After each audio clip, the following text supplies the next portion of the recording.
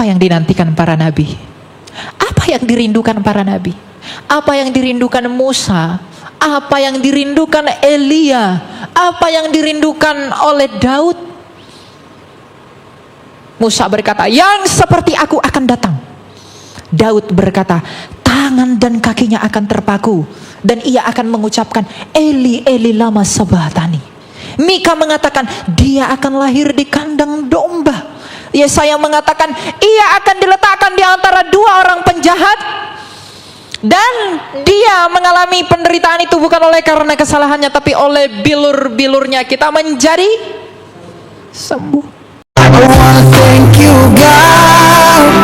I wanna thank you, Lord, for everything I've done. Kita berdoa. Allah Bapa yang bertahta dalam kerajaan surga, Bapa dari Tuhan kami Yesus Kristus yang olehnya kami kenal Engkau, kami bersyukur kepadamu Bapa untuk hari yang baru, minggu yang baru di mana kami dapat bertemu dan juga berkumpul dan bersekutu bersama sebagaimana perintah-Mu. Oleh karena itu Bapa, berikan kami hati yang baru, hikmat yang baru, agar kami dapat menjadi pelaku atas firman yang akan kami dengarkan dan menjadi ranting-ranting yang berbuah dengan lebat. Sertailah kami dan kasihanilah kami oleh karena anak-Mu Yesus Kristus. Kami siap mendengarkan. Amin. Salam, silakan duduk Bapak Ibu. Salam. Sepertinya tidak ada orang. Salam. Sekali lagi, shalom. Ada pepatah yang mengatakan tak kenal maka kalau sudah kenal baru boleh sayang. Ya, mungkin sudah ada di pengumuman minggu sebelumnya. Saya perkenalkan, saya Elia Myron, seorang apologis junior kekristenan di sosial media. Mungkin beberapa dari Bapak Ibu sudah tahu saya, tapi yang belum tahu, semoga perkenalan ini dapat membuat kita saling mengasihi. Dan saya berterima kasih sama Tuhan, saya bisa berdiri tempat ini di hadapan Bapak Ibu, bukan karena saya lebih hebat dari Anda. Kita semua sama di hadapan Tuhan. Hanya saja mungkin ini kesempatan saya, dan di hari depan mungkin Anda yang berdiri di sini. Kita akan belajar firman Tuhan. Mana slide yang saya kirim tadi? Kok nggak ada ya? Oke, mana itu? Ya, kita ambil dari Yohanes 10 ayat 17 yang berbunyi, Bapa mengasihi aku oleh karena aku memberikan nyawaku untuk menerimanya kembali. Sekali lagi, Bapa mengasihi aku oleh karena aku memberikan nyawaku untuk menerimanya kembali. Dan ayat ini saya beri judul Injil Natal menuju salib Raja Mesias. Bapak Ibu yang terkasih, Kristus dengan bangga mengatakan bahwa Bapa mengasihi aku oleh karena aku memberikan nyawaku dan untuk menerimanya kembali. Apakah Anda tahu apa alasan sang Bapa begitu mengasihi firman-Nya yang hidup yang Ia sebut sebagai anak? Karena Yesus Kristus adalah firman-Nya yang hidup, yang sejak kekal berdiam di dalam Dia. Yesus Kristus itu adalah gambaran Allah. Dia adalah stempelnya Allah, di mana seluruh semesta itu bisa dikenali kepada Allah melalui Dia. Bukankah kitab suci telah mencatat, berfirmanlah Allah maka jadilah terang, berfirmanlah Allah jadilah segala sesuatu.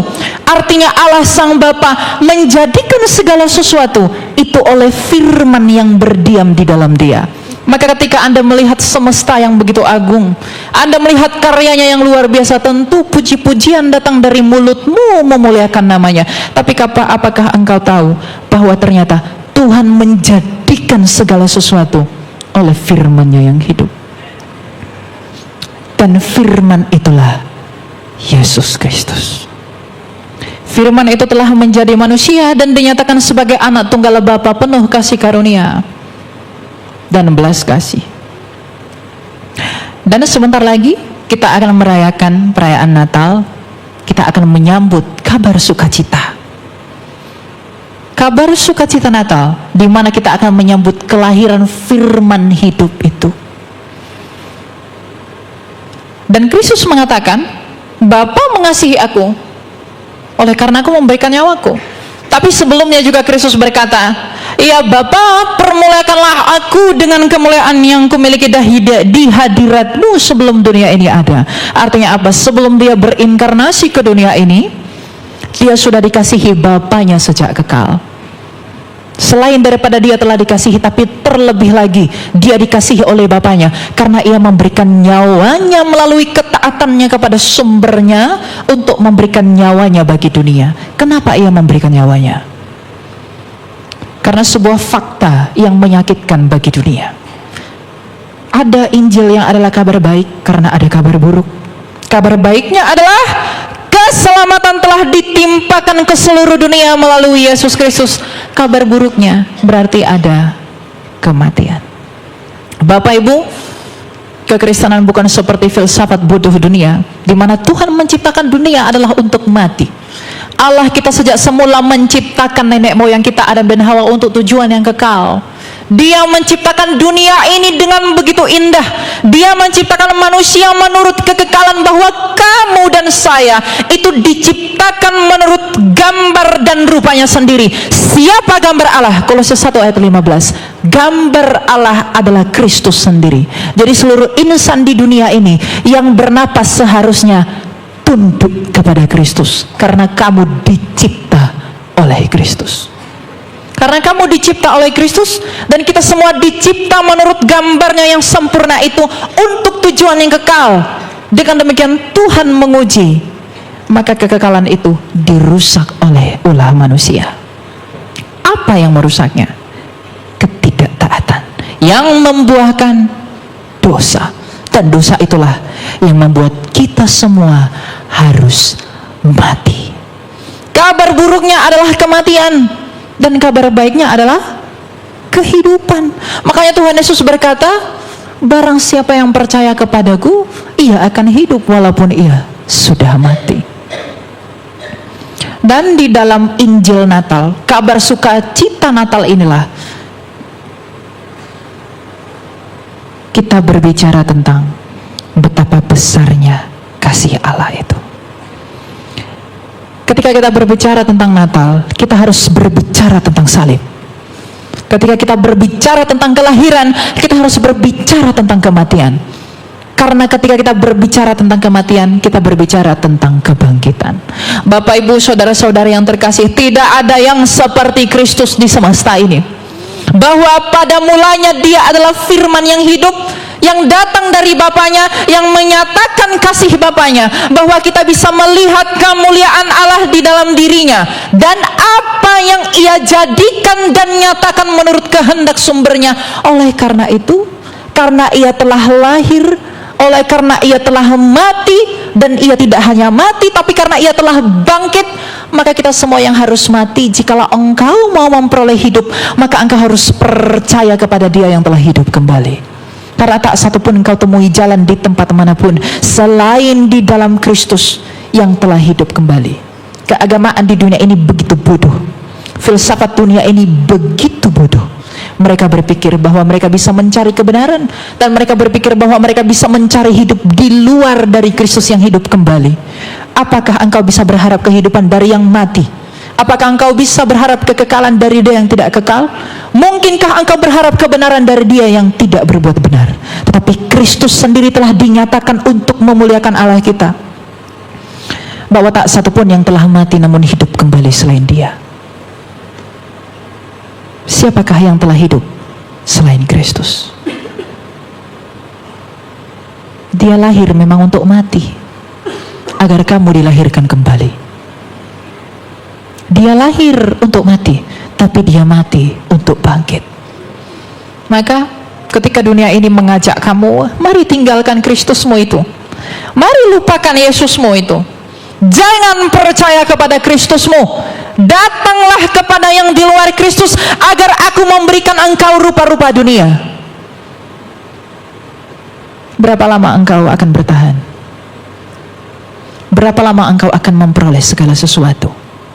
Tapi kalau pada akhirnya engkau mati, maka saya harus mengatakan, Natal dengan kabar sukacitanya adalah tanda kesederhanaan Allah.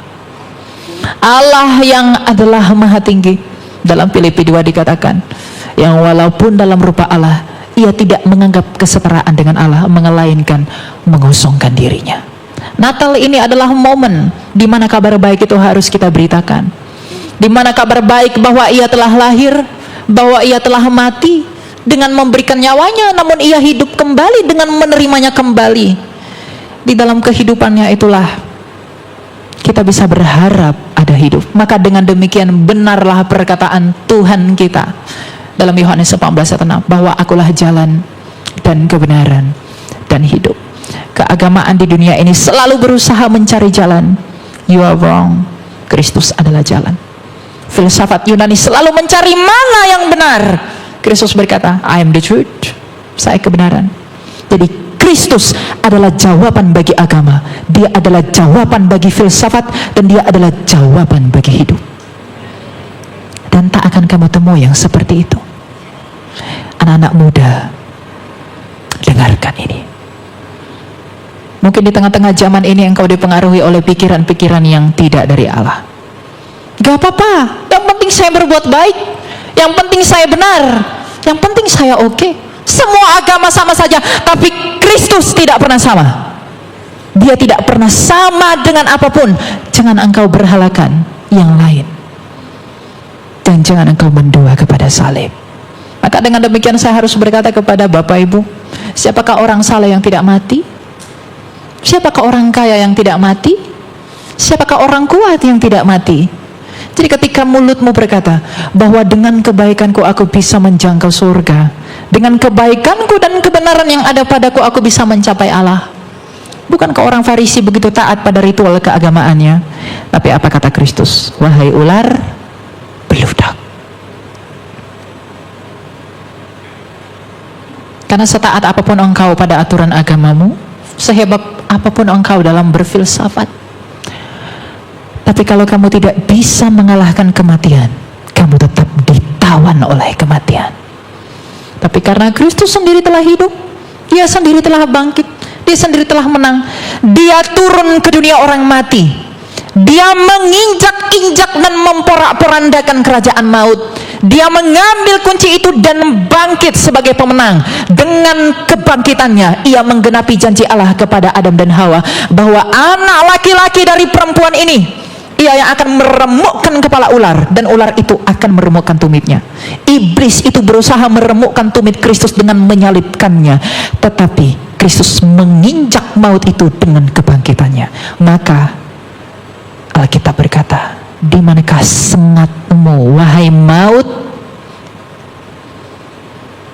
Jadi kalau Anda menyadari bahwa kita semua harus mati, kalau Anda menyadari bahwa semua orang harus binasa, maka tuntunlah jiwamu sendiri dan saudara-saudaramu yang kamu kasihi kepada Kristus yang telah hidup dan menang, agar mereka beroleh hidup. Tapi tentu lakukanlah bukan karena motivasi yang lain, lakukanlah oleh karena kasih. Tuhan Yesus sudah memberi kita perintah bahwa kamu harus mengasihi Allahmu dan mengasihi sesamamu. Kalau engkau mengaku mengasihi sesamamu, mungkinkah engkau membiarkan orang yang belum diinjili itu akan binasa? Di mana kasihmu ketika engkau berkata, tidak apa-apa kamu di luar Kristus, kamu akan selamat, karena Allah tidak mungkin tega membuat kamu ke neraka. Jangan bodoh, yang membuat kamu ke neraka bukan Allah, tapi dosamu sendiri. Siapa yang tidak berdosa? Jangan Anda berpikir bahwa Kristus yang sengaja mencampakkan kamu ke neraka. Tidak. Tapi dosa-dosamu lah yang menyeret jiwamu ke alam maut. Dan Kristus datang untuk mengalahkan maut itu. Dan ketika kamu percaya kepada dia, maka kamu dibebaskan, karena dia telah menang atas maut. Maka kehidupan yang kekal, kebenaran yang sejati, jalan yang benar, itu hanya dapat kamu temui di dalam Injilnya Kristus. Di luar itu kamu tidak bisa berbuat apa-apa. Di luar aku, engkau tidak dapat berbuat apa-apa, kata Tuhan kita. Benar. Karena apa yang bisa kau mau perbuat di luar dia? Nabi-nabi lain mengatakan bahwa percayalah kepadaku agar engkau hidup, tapi dia sendiri mati. Yang lain berkata, datanglah kepadaku, aku akan memberikanmu hal-hal seperti ini. Tapi dia sendiri mati. Tapi Kristus berkata, percayalah kepadaku, karena engkau akan memperoleh hidup. Mengapa dia harus mati? Untuk membuktikan kepadamu bahwa meskipun aku mati, aku berkuasa atas kematian. Jadi kalau orang bertanya, kenapa sih Tuhan mau mati? Memang dia harus mati untuk membuktikan ucapannya bahwa dia bukan pendusta. Karena dia berkata, I am the life. Akulah hidup. Jadi dia harus mati untuk membuktikan bahwa dia adalah kebangkitan. Kalau dia tidak mati, kita tidak tahu bahwa dia bangkit. Maka saya harus katakan, tidak ada kebanggaanmu selain Kristus. Tidak ada kekayaanmu selain Kristus. Salibnya Kristus, Injilnya Kristus adalah kekayaanmu. Di luar itu, kamu tidak bisa berbuat apa-apa. Maka kalau engkau sudah mengerti bahwa mengapa engkau harus tetap dan setia di dalam Injil, engkau sudah mengerti bahwa engkau harus setia di dalam perkenanan Allah, maka peganglah teguh iman itu. Jangan lepaskan, ajarkan itu kepada anak-anakmu, ajarkan itu kepada pasanganmu. Bawalah saudara dan sahabat karibmu agar ia juga mengecap karunia keselamatan itu sama seperti engkau telah mengecapnya. Agar apa? Agar engkau bisa memperoleh hidup yang kekal di langit bumi baru kelak. Kita dapat bertemu dalam kerajaannya yang penuh sukacita. Anda jangan berpikir bahwa di dunia yang berdosa ini adalah tujuanmu hidup. Memang sejak semula engkau dicipta di tempat ini, tapi bukan di tempat dalam keadaan yang berdosa, tapi dalam keadaan yang tidak berdosa.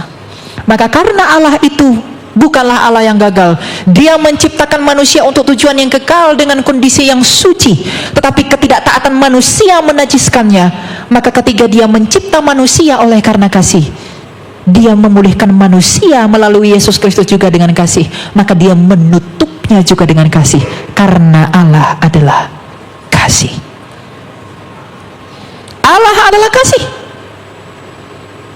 Jadi jangan katakan, kenapa harus melalui Yesus? Kenapa tidak ada jalan lain? Mengapa hanya oleh karena Kristus? Yang dia berikan itu yang paling berharga baginya, anaknya sendiri yang di dalam dia, yang dia hadiahkan bagi kamu. Dia tidak memberikan satu, dia memberikan segalanya bagi kamu. Karena kamu dicipta menurut gambarnya dia, maka kamu dipulihkan pun oleh gambarnya dia. Untuk tujuan apa? Agar kamu segambar dan serupa dengan dia di langit bumi baru. Jadi Bapak Ibu dan anak-anak muda secara khusus, di zaman ini engkau tidak dipanggil untuk berleha-leha di dunia ini. Engkau dipanggil untuk menjadi alat bagi pemberitaan Injil. Di dalam karirmu, di dalam bisnismu, di dalam pekerjaanmu, di dalam apapun yang kamu lakukan, Injil Kristus harus engkau beritakan melalui buah-buah hidupmu.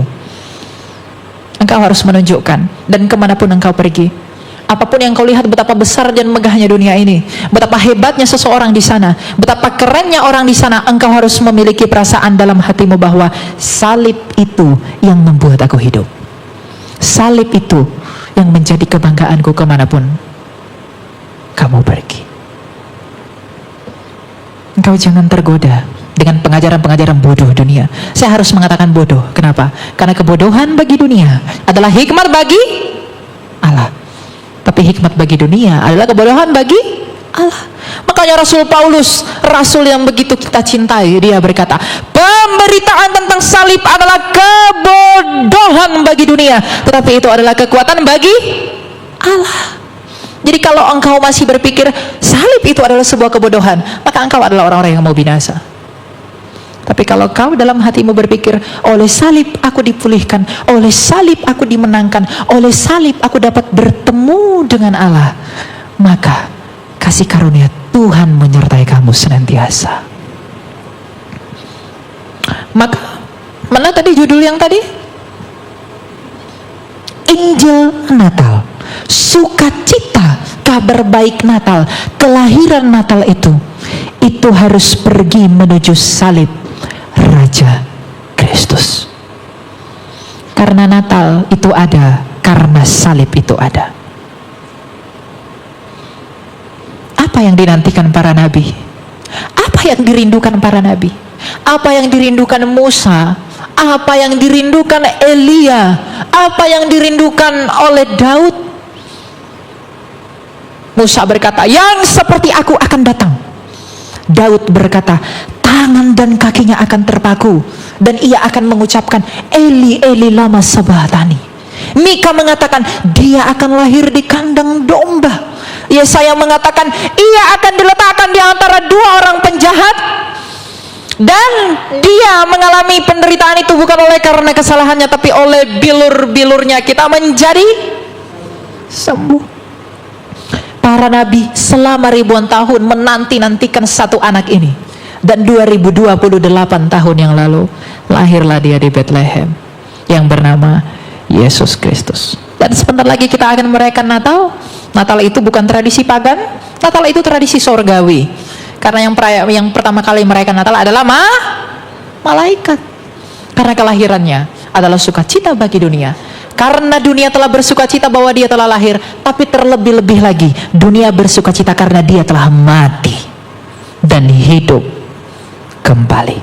Makanya ayat yang saya ambil, Bapa mengasihi aku oleh karena aku memberikan nyawaku untuk menerimanya kembali. Di dalam satu ayat itu seluruh tema Injil Mesias itu diberitakan. Karena kasih dia datang, dia lahir. Karena kasih ia mati, karena kasih ia hidup. Maka karena kasih kita dipulihkan di dalam hidup itu. Jadi jangan saya temui di tempat ini Bapak Ibu yang belum sungguh-sungguh percaya kepada Kristus. Sungguh-sungguhlah percaya kepada Kristus. Karena tanpa dia kita bukanlah apa-apa. Cintailah Kristus dengan segenap hatimu. Kristus adalah Raja, dan tidak ada suatu apapun di semesta ini di mana Kristus bukanlah rajanya. Dia adalah penguasa segala sesuatu. Kristus berkata dalam Matius 28 ayat 17-18 bahwa segala kuasa di sorga dan di bumi telah diberikan kepadaku. Sang Bapa yang Maha Kuasa itu telah menyerahkan kepenguasaan dan ketuhanan itu kepada Kristus yang adalah firman-Nya. Maka di hari pengadilan kelak, ketika dia menghakimi, dia mengenali dan memeteraikan engkau bahwa ia adalah hakim, tetapi sekaligus adalah pembelamu. Maka tidak ada kebinasaan bagi kita. Dan jangan kecap itu sendirian, bagikanlah Injil ini. Kita semua dipanggil jadi saksi, bukan? Siapa yang di sini dipanggil berleha-lehalah kau di dunia ini? Bahkan ketika Tuhan menciptakan kita, engkau disuruh dalam Kejadian 1:28 itu apa? Berkuasalah atas bumi ini, beranak cuculah, penuhilah seluruh bumi. Kita menjadi penguasa atas bumi ini. Tapi karena dosa ada, maka dosa yang menjadi penguasanya. Maka agar kembali pada keadaan yang semula, saya pikir ada ayatnya di belakang. Percayalah kepada dia.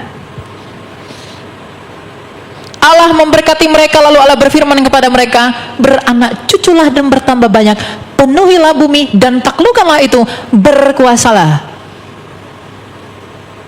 atas ikan-ikan di laut dan burung-burung di udara dan segala binatang dan merayap di bumi. Penguasa itu artinya Tuhan.